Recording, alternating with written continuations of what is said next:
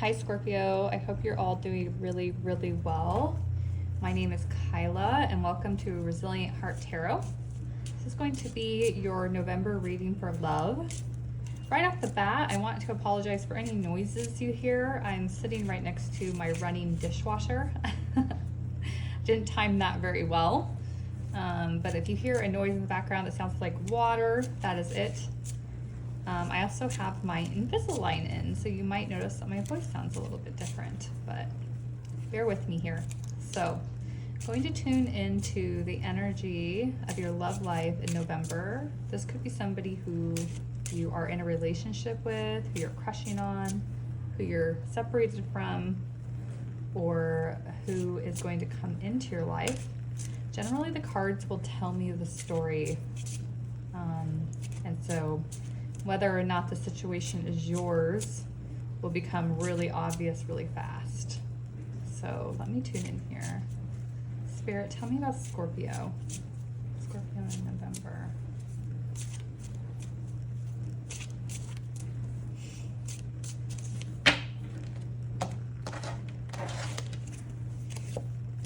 We have chemistry. It's exciting. Off to a good start. Calling in your soulmate again, and children. So at the bottom of the deck, we have getting to know each other. So this really seems like a new relationship to me. I think that's pretty obvious. I think that, there's great chemistry, which is that secret sauce that makes relating with other humans so pleasurable and so enjoyable. It's not something you can really create or anticipate, but it's something you know when it's there and you know when it's not. Sometimes it takes a little bit for chemistry to develop, so it's like not worth like writing off necessarily if you find somebody attractive and you're also compatible with them. Give them a little bit of time to see if chemistry comes forward. But it's so magical, when and if it does, right? Just that little va-va-boom that makes love so pleasurable. It looks like you're kind of in a position where you really want to look for your soulmate. You're looking for somebody who you can be a partner to, who you can learn lessons from, potentially somebody who you can be in a long-term relationship with or not. Somebody who is brought into your life to teach you something, to take you to, the next level. Whatever that might be for you. And I think the cards will probably tell us more as we go. I think that this next soulmate is going to teach you a lot about your inner child. So generally, how I read the children card is that oftentimes our inner children can only really grow and develop through relating with others. Sometimes these relationship dynamics from our childhood that we carry with us, that we've created stories around and coping mechanisms around, belief structures around that may or may not be accurate or serving us anymore, can only be healed in relationship to others. So for example, if your parents were neglectful or didn't give you a lot of attention, and you internalize that it's because you're not lovable, and you date somebody who loves you and gives you attention and the energy that you need unconditionally, it will change your mind about relationships and what is possible, and your self-worth in relationships, and that your worthiness of being cherished in a relationship. So that's just an example, but that's how I read that card. So I think the next person who's coming into your life is going to be brought in to teach you about your inner child. So, Scorpio, tell me about Scorpio's love life in November, Spirit. I'm going to pull a 5-card spread. Just a few more shuffles.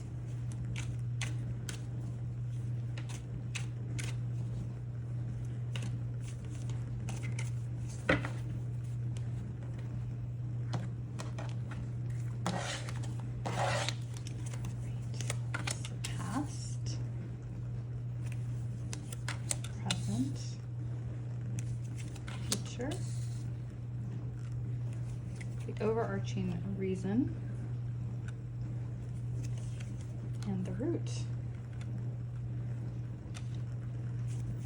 bottom of the deck we have the Tower in reverse. So Scorpio, right off the bat, I see that there is a big transition that is trying to take place in your life. So Spirit is bringing in a change.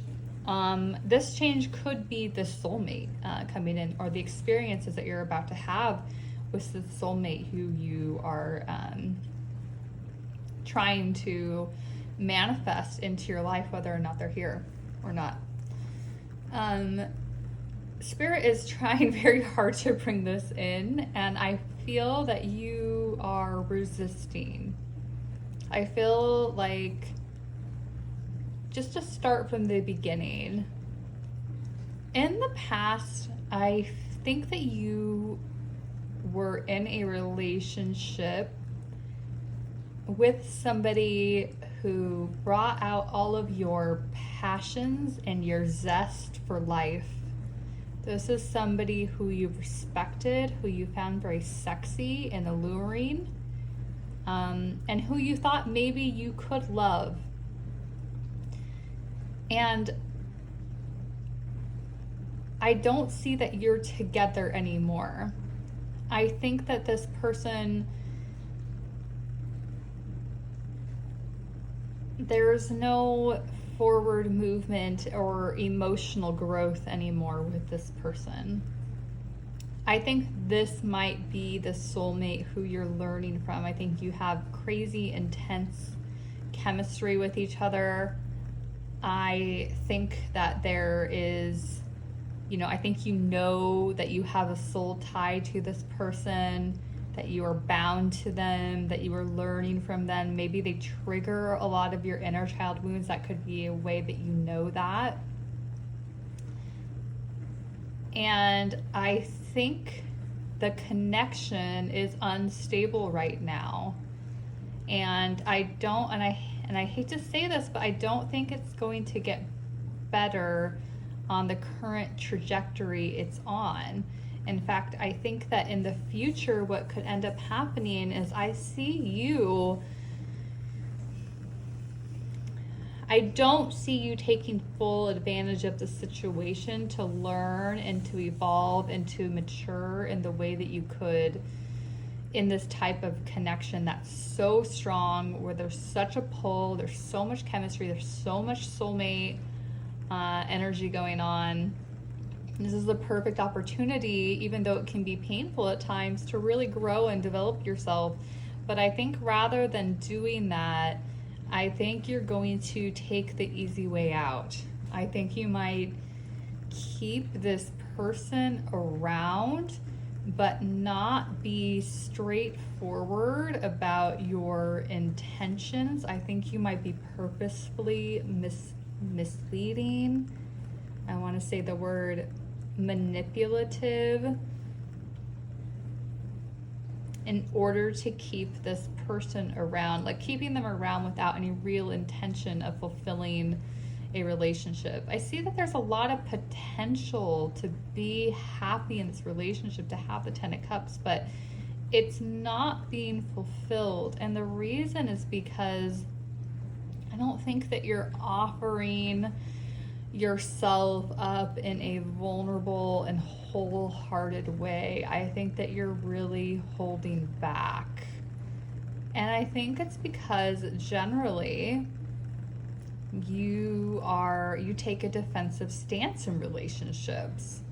You don't want to get hurt. You don't want to get played. You don't want to play the fool. That's what I'm getting.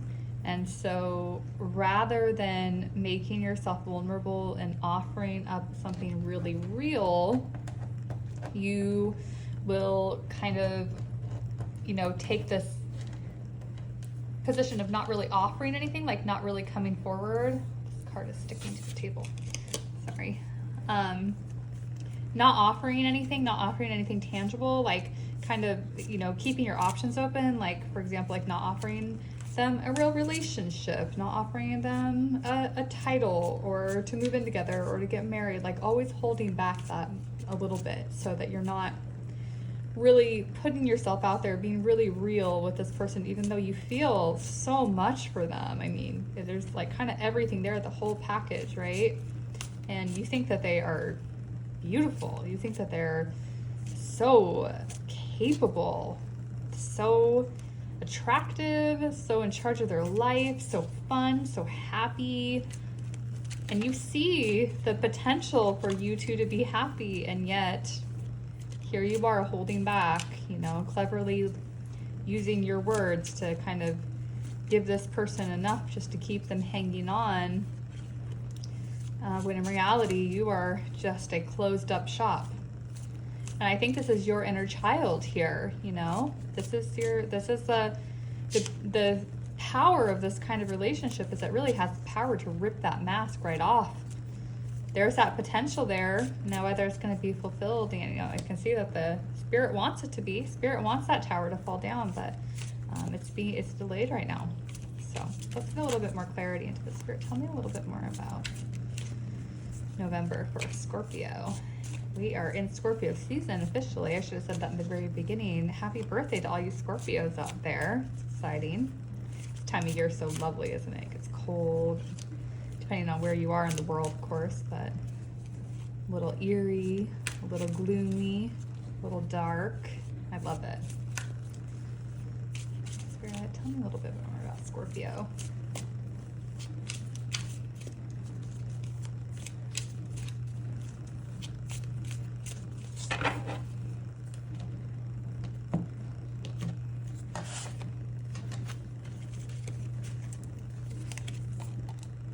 Oh gosh. Oh gosh. Scorpio. Oh, this is a beautiful reading, Scorpio. Oh my gosh. Okay. Oh, here's the Tower. All right. Oh, and the star at the bottom of the deck, and the Queen of Wands again at the bottom of the deck. There she is again. This is your lover here. This is your person. You have both been acting out of love. That you are inspired by love. Your actions, your words are all filled and led by love and emotion and devotion. You love this person. They might not know it, and you might not be acting like it, but you do love this person. I think this is another embodiment of this person in your life. You think that this person is the perfect 10. They really, truly have it all. They encompass, like I said earlier, the whole package. They are well-to-do, they are attractive, they are a good manifester, they really grow things, and they can create things in their own life. They can do it independently. I think you really admire this person. This person's a good catch, and you know it. You know the potential here. And, you know, I think there's a feeling of familiarity to this person. This person feels like family to you. This is why you know there's all this potential. It's not happening yet. It might even go through a little bit of a rocky start or kind of interim if you're kind of already you're clearly already connected to this person. You know this person, but maybe you've never really launched into a full relationship because you've not offered them anything real yet. There's no viability in this relationship yet. There is a lot of hope though, and there's a lot of promise to it. But I think before that happens, there's going to still be a period where you are holding yourself back because of inner child wounds. And I don't think that this person is going to pursue you in the interim. Their love isn't going to change for you. They're going to hold that, but I think they're going to wait for you, and they're going to wait for this tower to fall, for you to get over this defensiveness, this unwillingness to commit, this manipulation. I don't know what this is, like a suave type of like debonair, like, you know, somebody who thinks themselves like a little bit of a player, like a, you know, like a man-eater or a ladies' man. That's kind of what I'm getting. I think that they're just kind of waiting for you to grow, to kind of come out of this, and because they know that this is really your inner child. Like, it's probably a defense mechanism against being afraid of intimacy. Maybe intimacy that was shown to you when you were little was scary. You know, maybe it was inconsistent, or maybe it was hostile, or maybe it was snatched away from you really quickly. It can be so many different things like that. But when you're little like that, you are vulnerable. You are imprinted with whatever love looks like to you, whatever intimacy looks like to you, what's demonstrated to you from the adults in your life, which you have no control over. And so those stories will replay in your head, and they can create, patterns like this, like what we're seeing here, these kinds of behaviors, holding back in relationships, not wanting to put yourself out there, not wanting to be vulnerable, wanting to use like clever talk or smooth talk to kind of win someone over, when really you have no intention of offering them a relationship or anything like that. Just like kind of mindless flirting, like those types of behaviors they usually come from a fear of intimacy. But this person, the reason you're still connected to them is because they feel like family to you. This is innocent love. This is sweet love. And ultimately, this tower is going to fall. There's a hitch right now, but there is hope. Like, I think that your person isn't losing hope, and I don't think you are either. I think you have them in your sights, even if you're not like connected right now. I think that you're not giving up on this. I think you want this person. You want this particular person. Maybe you don't know the path forward. Maybe you don't know the right way to heal yet, but I think you're starting to become more aware of it, or you sense this tower, about to fall. This thing is just going to come crushing down, and I think it's going to really open up your heart. I think that, this, maybe holding on to this person through your fear and your avoidance and stuff, and really wanting to be on their level, really wanting to be good enough for this person to have the 10 of Cups, is going to make you strong enough to face the tower and the crumbling of this kind of mask that you're wearing in relationships, so that you can ultimately have this, because this is the outcome. That's what's going to happen to you. You're going to have the 10 of Pentacles. That's, that is the love, the relationship, the money, the family, the stability, the future. That's what's in store here. So I think it's just going to take a little bit of, ownership from you, a little bit of a mask off just flipped out. Yep, I think you're becoming your real self.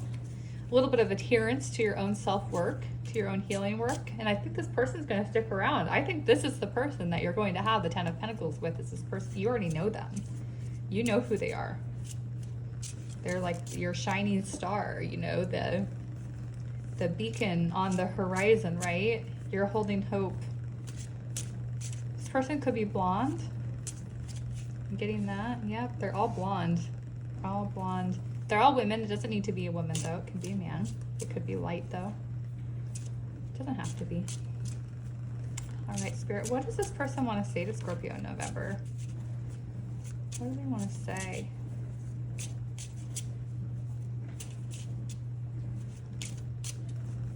What do they want to say to Scorpio?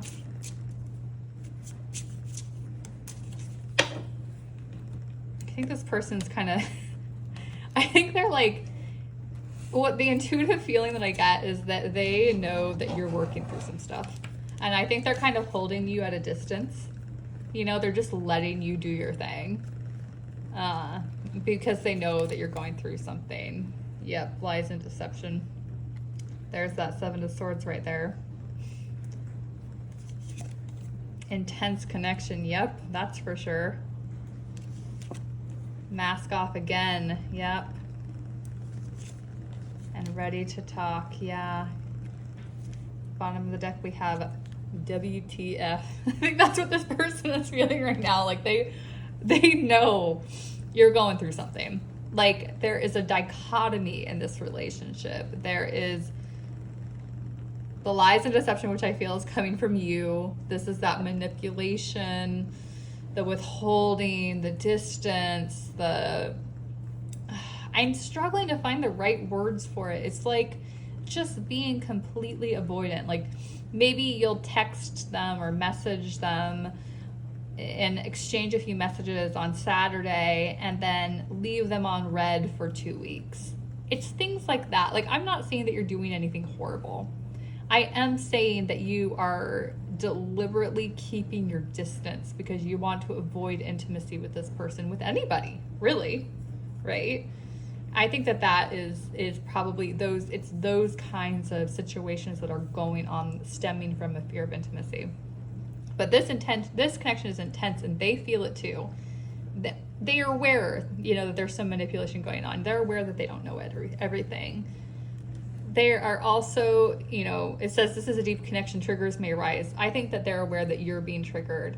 I think that they're peaceful. I think they are the Empress right now. They're the Queen of Wands. They're the Star. I think that they're pretty relaxed. I think that they're kind of just watching you as the mask gets ripped off of your face and your true self is projected out into the world, because your true self is sweet and loving and emotional and desirous of love and deserving of love. Of course you do. Of course you do. And that true self, this mask that's being worn right now is going to get ripped right off because of this soulmate connection, this intense connection. That's really, really beautiful, Scorpio.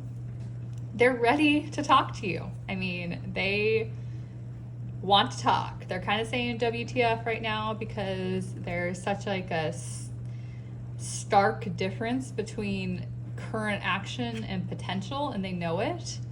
However, they are ready to talk to you, and I think if you actually did reach out to them to talk, it might make everything a lot more clear to you and also to them. Like maybe the conversation will bring enough confidence in you for you to really start doing the healing work, to start to say, I think I was wrong about this. Like, I think I do want to settle down. Like, I think this is a person who I can see myself with, and I want to get well enough to be able to offer them intimacy and connection. Because I think maybe hearing this person's voice again and how strong and sure of themselves they are and how full of love they are for you and you for them could maybe wake you up. Like maybe that will begin the process of the tower falling and the mask coming off, and for you to finally get to the 10 of Pentacles and the 10 of Cups. This person's really awakened something in you, Scorpio.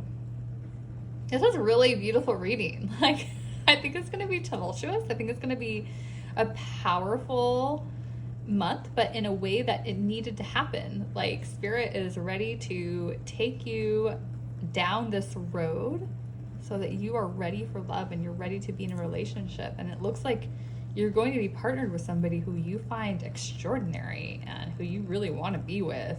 Seems like a really great person. So, I don't know. It's like, I'm sorry you're going to have some troubles, but also it looks awesome. Like, it's not every day that you really meet somebody who you have like an intense connection with, like a soulmate connection. I mean, that's pretty great. That's like kind of what we're all looking for, right? So anyway, Scorpio, thanks so much for tuning in. My contact details are in the description box of this reading if you'd like to get in touch for a personal reading. And otherwise, I hope you take really good care, and I will speak to you soon. Bye.